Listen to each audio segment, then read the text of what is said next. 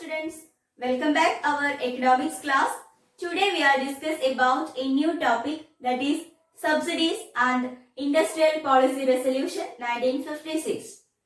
ഇന്നത്തെ ക്ലാസ്സിൽ നമ്മൾ ഡിസ്കസ് ചെയ്യുന്നത് സബ്സിഡീസ് അതുപോലെ തന്നെ 1956 ഇൻഡസ്ട്രിയൽ പോളിസി റെസൊല്യൂഷൻ എന്നീ ടോപ്പിക്കുകളാണ്. എന്താണ് സബ്സിഡീസ് എന്ന് പറഞ്ഞാൽ? It is a financial assistance provided by government to farmers through different programs. അതായത് വിവിധ പദ്ധതികളിലൂടെ ഗവൺമെന്റ് കർഷകർക്ക് നൽകുന്ന സാമ്പത്തിക സഹായം, അതിനെയാണ് നമ്മൾ സബ്സിഡീസ് എന്ന് പറയാം. നമുക്കറിയാം, the new agricultural strategy based on modern farming, അതായത് പുതിയ കാർഷിക തന്ത്രം ആധുനിക കൃഷി രീതിയെ ബേസ് ചെയ്തിട്ടാണ് നിലനിൽക്കുന്നത്. ഇവിടെ ന്യൂ ടെക്നോളജി, അതുപോലെ തന്നെ chemical fertilisers, HYV seeds, irrigation facilities, ഇതൊക്കെ നമ്മൾ ഉപയോഗിക്കുന്നുണ്ട്. അതെന്ന് പറയുന്നത് ട്രഡീഷണൽ ഫാമിങ്ങിനെ അപേക്ഷിച്ച് വളരെയധികം കോസ്റ്റ്ലി ആണ്. സോ അതുകൊണ്ട് തന്നെ ഈ ഒരു മേഖലയിൽ സബ്സിഡീസ് വേണോ വേണ്ടേ, ഇങ്ങനെ രണ്ട് വാദങ്ങൾ നിലനിൽക്കുന്നുണ്ട്. അപ്പം ഫസ്റ്റ് നമുക്ക് നോക്കാം സപ്പോർട്ടിംഗ് ആർഗ്യുമെന്റ്സ് എന്തൊക്കെയാണ്. സബ്സിഡീസ് വേണം അല്ലെങ്കിൽ നൽകണം എന്ന രീതിയിൽ നിലനിൽക്കുന്ന ആ ഒരു ആർഗ്യുമെന്റ്സ് എന്തൊക്കെയാണ് എന്നുള്ളത്. First one, subsidies attract more people to agriculture. കാർഷിക മേഖലയിൽ സബ്സിഡീസ് നൽകുന്നത് കൊണ്ട് കൂടുതൽ ആളുകളെ ഈ മേഖലയിലോട്ട് അട്രാക്ട് ചെയ്യും, ആകർഷിക്കും. Second one, subsidies encouraged farmers to buy and test new technology. കാർഷിക മേഖലയിലെ സബ്സിഡീസ് നൽകുന്നത് കൊണ്ട് കർഷകർക്ക് പുതിയ സാങ്കേതിക വിദ്യകൾ വാങ്ങിക്കുന്നതിനും അത് പരീക്ഷിക്കുന്നതിനും അവരെ എൻകറേജ് ചെയ്യും. Third one, subsidies are essential in India where agriculture as a non-profit making business. അതായത് കാർഷിക വൃത്തി എന്ന് പറയുന്നത് ലാഭകരമല്ലാത്ത ഇന്ത്യയെ പോലെയുള്ള രാജ്യത്ത് കർഷകർക്ക് സബ്സിഡീസ് നൽകുന്നത് വളരെയധികം ഇമ്പോർട്ടന്റ് ആയിട്ടുള്ള ഒരു കാര്യമാണ്. Then fourth one, it helps to increase agriculture produce. അതായത് അഗ്രികൾച്ചറൽ സെക്ടറിൽ സബ്സിഡീസ് കൊടുക്കുന്നത് കൊണ്ട് ഈ മേഖല സ്പ്രെഡ് ചെയ്യാനും അതുപോലെ തന്നെ ഈ മേഖലയിൽ നിന്നുള്ള പ്രൊഡക്ഷൻ ഇൻക്രീസ് ചെയ്യുന്നതിനും കാരണമാകും. Then it helps to overcome unexpected loss of farmers.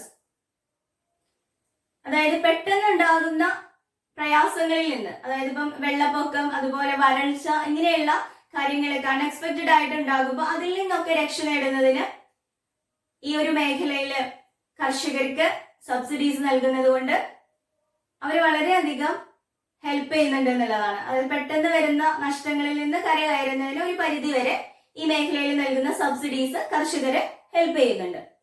The last one, subsidies are helpful to reduce disparity between rich and poor farmers. അതായത് ധനികരായ കർഷകരും ദരിദ്രരായ കർഷകരും തമ്മിലുള്ള ആ ഡിഫറൻസ് കുറയ്ക്കുന്നതിന് സബ്സിഡീസ് ഹെൽപ്പ് ചെയ്യുന്നുണ്ട്. കാരണം റിച്ച് ഫാർമേഴ്സിന് അവരുടെ കയ്യിലുള്ള ക്യാഷ് യൂസ് ചെയ്തിട്ട് തന്നെ ഈ മോഡേൺ ടെക്നോളജി അല്ലെങ്കിൽ ഇറിഗേഷൻ ഫെസിലിറ്റീസും അതുപോലെ കെമിക്കൽ ഫെർട്ടിലൈസേഴ്സും എല്ലാം വാങ്ങിക്കാൻ പറ്റും. എന്നാൽ പുവർ ഫാർമേഴ്സിനെ സംബന്ധിച്ചിടത്തോളം അപ്പോൾ എന്താണ്, ഈ ഒരു സബ്സിഡീസ് കിട്ടുക എന്നുള്ളത് വളരെയധികം ഹെൽപ്ഫുൾ ആയിട്ടുള്ള കാര്യമാണ്. അപ്പോൾ റിച്ച് ഫാർമേഴ്സും പുവർ ഫാർമേഴ്സും തമ്മിലുള്ള ഇനീക്വാളിറ്റീസ് റെഡ്യൂസ് ചെയ്യുന്നതിന് സബ്സിഡീസ് ഒരു പരിധി വരെ സഹായിക്കുന്നുണ്ട്. ഇത്രയാണ് supporting arguments. Next, arguments against subsidies ഏതൊക്കെയാ നോക്കാം. അതായത് സബ്സിഡിക്ക് എതിരായിട്ടുള്ള വാദങ്ങൾ എന്തൊക്കെയാന്നുള്ളത്. അതിൽ first one, the benefits of subsidies had largely gone to rich people. ഈ സബ്സിഡിയുടെ ബെനിഫിറ്റ്സ്, അതിന്റെ ഗുണങ്ങളൊക്കെ കിട്ടിയിരുന്നത് റിച്ച് ഫാർമേഴ്സിനാണ്. അതായത് പണക്കാരായിട്ടുള്ള കൃഷിക്കാർക്കായിരുന്നു സബ്സിഡിയുടെ ബെനിഫിറ്റ്സ് ഒക്കെ കിട്ടിക്കൊണ്ടിരുന്നിരുന്നത്. Second one, a major part of fertilizer subsidy goes to the fertilizer industry. അതായത് കെമിക്കൽ ഫെർട്ടിലൈസേഴ്സിന് കൊടുത്തുകൊണ്ടിരുന്നിരുന്ന സബ്സിഡിയുടെ ഭൂരിഭാഗവും മേജർ പാർട്ടും കിട്ടിയിരുന്നത് കെമിക്കൽ ഫാക്ടറികൾക്കാണ്, അതായത് അതിന്റെ പ്രൊഡ്യൂസേഴ്സിനാണ് പോയിക്കൊണ്ടിരുന്നത്, അല്ലാതെ കർഷകർക്കായിരുന്നില്ല. Then third one, once the technology adopted, subsidy need not be given. നമ്മൾ ഈ സബ്സിഡി കൊടുത്തു കഴിഞ്ഞിട്ട് അവിടെ ടെക്നോളജി ഉപയോഗിച്ചാൽ, മോഡേൺ ടെക്നോളജി യൂസ് ചെയ്ത് കഴിഞ്ഞാൽ, ഒരിക്കൽ ഉപയോഗിച്ചാൽ പിന്നീട് അതേ കാര്യത്തിന് തന്നെ വീണ്ടും സബ്സിഡി നൽകേണ്ട ആവശ്യം ഇല്ല. Then fourth one, created huge financial burden to the government.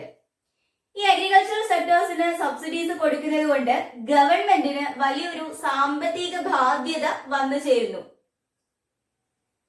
അതൊരു എഗെയിൻസ്റ്റ് ആർഗ്യുമെന്റ് ആയിട്ടാണ് പറയുന്നത്. അതായത് സബ്സിഡീസ് കൊടുക്കുന്നതുകൊണ്ട് ഗവൺമെന്റിന് അത് സാമ്പത്തിക ബാധ്യത വരുത്തുന്നു എന്നുള്ളതാണ്. Then it doesn't benefited the target group. അതായത് ഈ സബ്സിഡി കൊണ്ട് നമ്മൾ ആരെയാണോ ലക്ഷ്യം വെക്കുന്നത് അവർക്കല്ല അതിന്റെ ബെനിഫിറ്റ് ഒന്നും കിട്ടിക്കൊണ്ടിരിക്കുന്നത്. നമ്മൾ പാവപ്പെട്ട കർഷകരെ ഹെൽപ്പ് ചെയ്യാന്നുള്ള ഒരു രീതിയിലാണ് സബ്സിഡീസ് കൊടുക്കുന്നതെങ്കിൽ ആ സബ്സിഡി കൊടുക്കുന്നതിന്റെ ഗുണങ്ങൾ കിട്ടുന്നത് യഥാർത്ഥത്തില് പുവർ പെസൻസിനല്ല. അതിന്റെ ബെനിഫിറ്റ്സ് ഒക്കെ പോയിക്കൊണ്ടിരുന്നത് ആർക്കാണ്? Rich പെസൻസിനാണ്. The last one, even though subsidies are allowed, farming continued to be profitless. അതായത് അഗ്രികൾച്ചർ സെക്ടർ പ്രോഫിറ്റബിൾ അല്ല എന്ന് പറഞ്ഞു, എന്നുവെച്ചാൽ ലാഭം കിട്ടാത്ത ഒരു മേഖലയാണെന്ന് പറഞ്ഞു. അങ്ങനെയാണെങ്കിൽ അവിടെ വീണ്ടും എന്തിനാണ് സബ്സിഡി നൽകുന്നത്? അതിന്റെ ആവശ്യമില്ല. അപ്പോ ഇത്രയൊക്കെ സബ്സിഡീസ് അഗ്രികൾച്ചറൽ സെക്ടറിൽ നൽകിയിട്ടും ആ മേഖല പ്രോഫിറ്റബിൾ അല്ലെങ്കിൽ പിന്നെ എന്തിനാണ് വീണ്ടും വീണ്ടും അവിടെ സബ്സിഡീസ് കൊടുക്കുന്നത് എന്നതാണ് ഇതിന് എഗെയിൻസ്റ്റ് ആയിട്ടുള്ള ആർഗ്യുമെന്റ്സ്. അതായത് സബ്സിഡീസ് നൽകുന്നതിന് എഗെയിൻസ്റ്റ് ആയിട്ടുള്ള ആർഗ്യുമെന്റ്സ് എന്ന് പറയുന്നത്. ഓക്കെ, നെക്സ്റ്റ് നമുക്ക് ഇൻഡസ്ട്രി ആൻഡ് ട്രേഡ് നോക്കാം.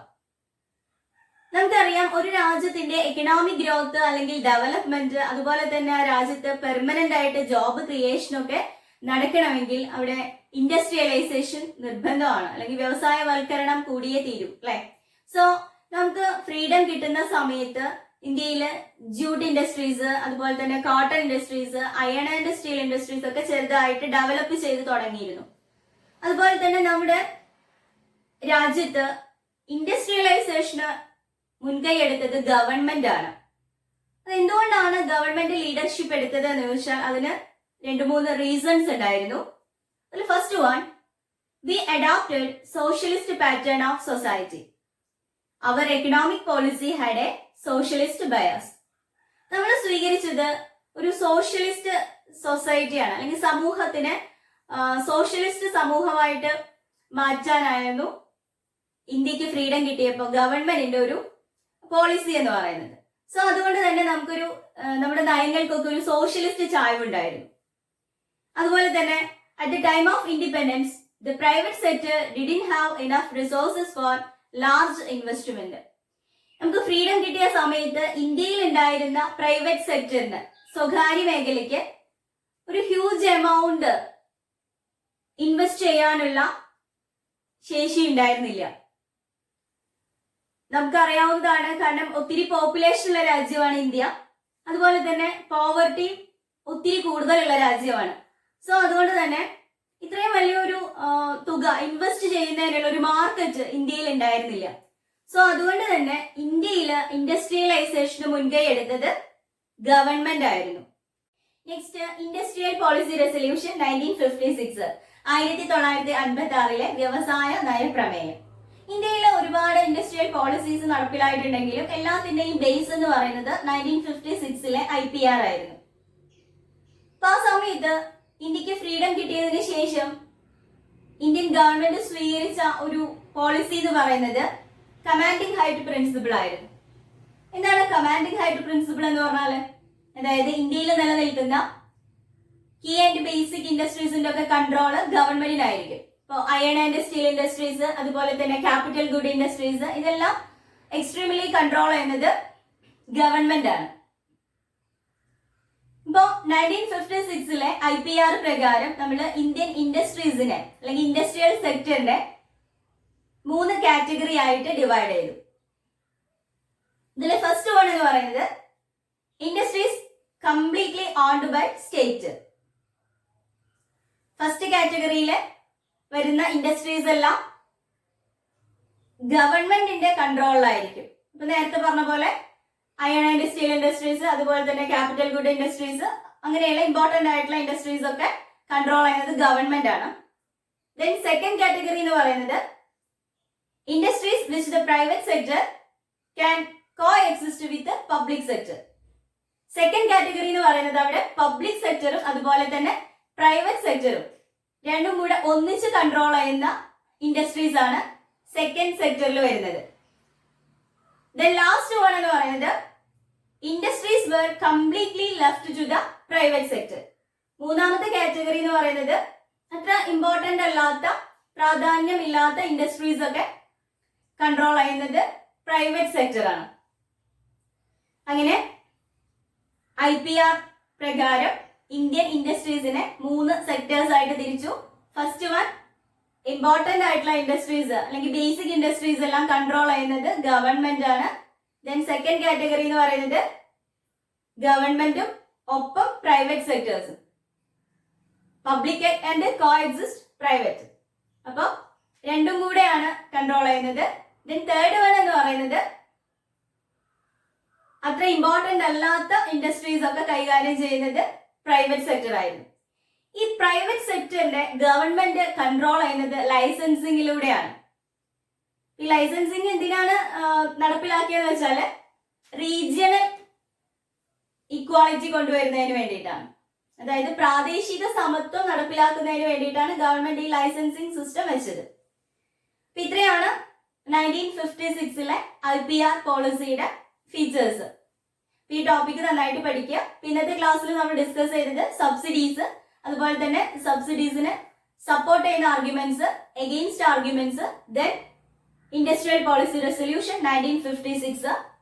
ഓക്കെ, ഇതൊക്കെ ഇത്രയും നന്നായിട്ട് പഠിക്കുക. Okay, thank you.